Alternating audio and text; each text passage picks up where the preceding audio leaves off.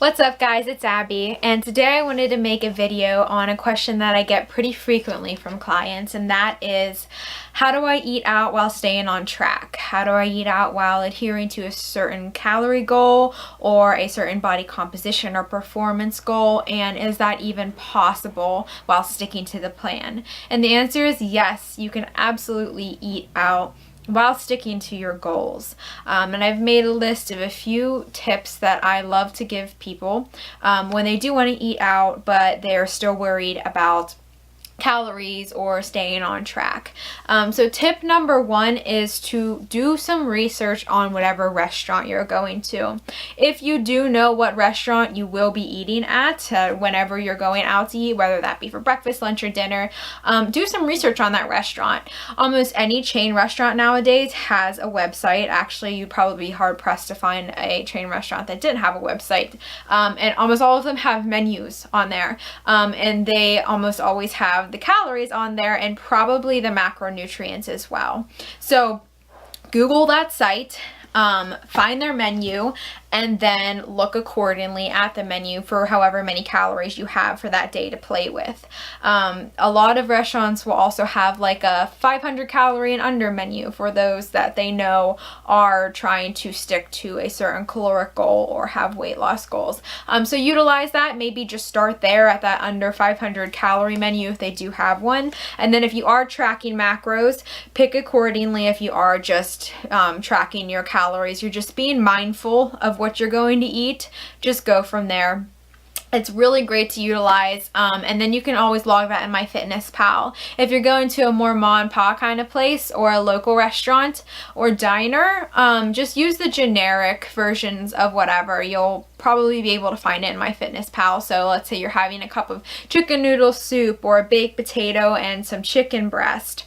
Those are pretty universal foods. So if you just search chicken breast, you can log it from there, or a cup of chicken noodle soup. And with that, when you're logging your calories, always overestimate how much you ate rather than, what the site actually says that you ate, or rather than underestimating. So let's say it looks like 4 ounces of chicken. You probably be best to log 5 just to make sure your bases are covered. Additionally, I always like to add a few grams of fat to MyFitnessPal whenever I go out to eat. In addition to whatever the calories say that it has in it, because restaurants will often cook in a lot of oils when they're sauteing or baking or whatever their foods, and they don't measure those calories out at all. They probably just throw some oil into the pan with whatever they're working with. So even if the site is taking into account, like, this dish is supposed to add a tablespoon of oil to the mix, chances are the cooks back there probably aren't taking the time to get a tablespoon out and pouring it in the tablespoon and then pouring it in the mixture. They're just guessing. They're too busy for that. So just make sure you're being aware of that when you do go to log your calories. So tip number 2 is to save calories during the day. If you're going out to eat, or if you're going out to eat for breakfast, make sure that you plan accordingly for your meals the rest of the day. So let's take the dinner example. If you know that you're going to be going out to eat that night, and if you're really lucky, you can already have that meal logged. It just depends on how much time you've had from finding out that you are going out to eat to actually doing it. But if, let's say, you found out last night that your friend wants to go out to eat the night after, maybe that day for breakfast, if you typically have 2 eggs, just have 1 egg, or maybe just skip your afternoon snack so you have more calories to play with. And I really want to be careful with how I word this, because I never want you to restrict yourself during the day. If you feel that you are hungrier during the day, then absolutely stick to your normal patterns. But if you feel like you can sacrifice a few hundred calories here, a couple calories there, so you have more to play with when that meal, when you're eating out, comes, you're just going to set yourself up for a better time. It's kind of annoying when you go to a restaurant and you realize that you only have like 200 or 300 calories to play with, because it really limits your choices. So if at all possible, kind of save some calories for that day, for that big meal that you're going to have when you do eat out. So tip number 3 is when you're trying to structure your meal, when you eat out, kind of just like with any meal, you want to center it around your proteins and your veggies. Typically I would throw fat in there too, but like we said previously, a lot of restaurants are don't use fat sparingly. They're pretty generous on their fat, so you're probably going to be okay there anyway. So you know, a chicken breast or maybe shrimp or something is going to be a leaner cut of meat. Your steaks and your salmons are also good, but just be aware they're going to pack a few more calories because they usually have more fat content in them. So pick your protein and then pick your vegetable. Any place is going to have like steamed green beans or steamed broccoli or a California mixed vegetable medley or something like that. So make sure that you're filling up a good portion of your plate with greens. You can also usually substitute a starchier side for a vegetable side. So if it comes with a baked potato and broccoli and you don't really want that baked potato or can't really fit it in for that day, you can always ask for 2 sides of broccoli instead of the baked potato and the broccoli, and most places are pretty accommodating for that.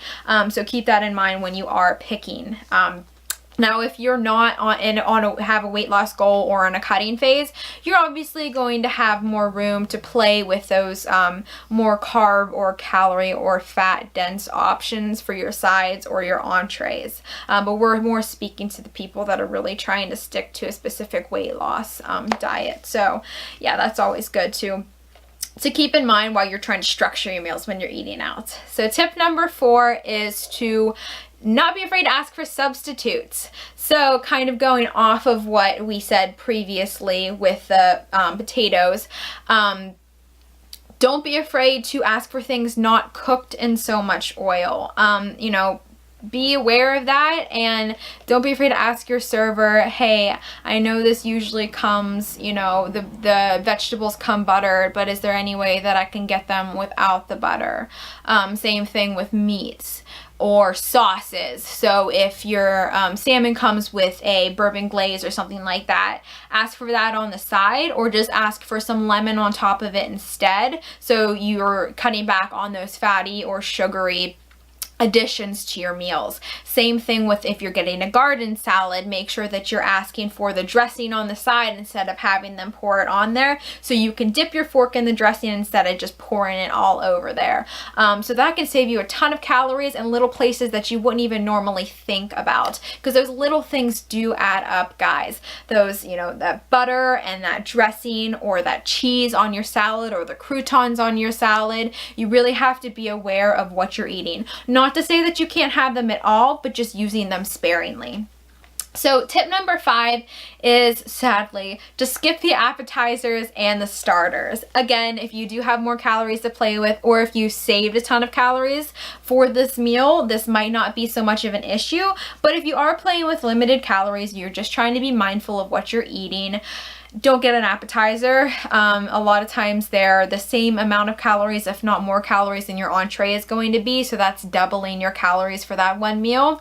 And I know a lot of restaurants usually have complimentary bread, like Texas Roadhouse or Olive Garden or Outback Steakhouse. They all kind of come with complimentary bread before the meals. So if you feel like if that bread is on the table, you're going to eat it, your best bet is just to ask the server not to bring that bread out, and they're usually pretty accommodating with that. If you are with other people that do want that bread, just try to not have it on your side of the table, or you can always just ask the person you're with to respect that you want to stay away from that stuff. And so yeah, that just, it adds a lot of calories as well, because usually you can't have bread without the butter. So if you can just stay away from that and save your calories for the entree, you're gonna be much better set up. So that's tip number 5. Tip number 6 is don't stress about it. That's a big one, guys. You gotta remember why you're going out to eat in the first place. You're typically always gonna be with either a coworker or a family member or a friend, and you're going out to eat to enjoy that time with them. Yes, of course you guys want to enjoy the food. Who doesn't love food? We like food, and that is fine, but that's not your sole reason for being there. So if you're sitting there the entire meal just internally stressing out about, oh my gosh, should I have ordered that? Oh my gosh, what the they have looks so good? Why can't I have that? Oh my gosh, I'm not sticking to my plan. You're not going to enjoy yourself as much. So don't let yourself get super stressed out about this. Even if you do go off track more so than you wanted to or thought you would, don't worry about that. Enjoy your time you have with the people that you love and get back on track tomorrow. One more tip number 7, and this is a big one.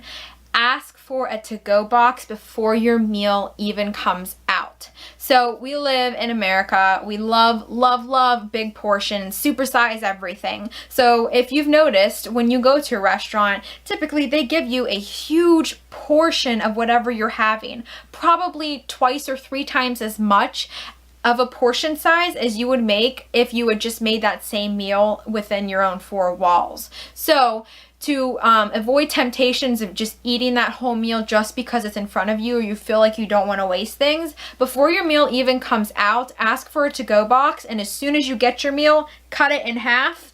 Put half of it in that to-go box, set it to the side so it's not even in your view. Enjoy that one half of the meal. It saves you money because you have 2 meals instead of 1 that you ordered, and it saves you half the calories. So that's a great tip.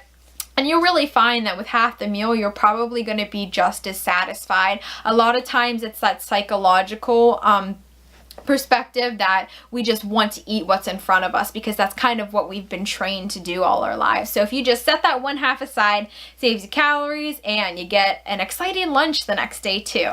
So those are all the tips that I have for you guys for when you want to go out to eat. Yes, it's absolutely possible. Please do not stress about it. Go out, enjoy your life. Just make sure that you're keeping it as healthy as possible. And even if not, it's one meal, guys. Get back on track and you'll be good to go. So I hope this video was helpful. If you have any other questions or any topics that you would like me to discuss, leave them in the comments down below and I'd love to get videos out for you guys.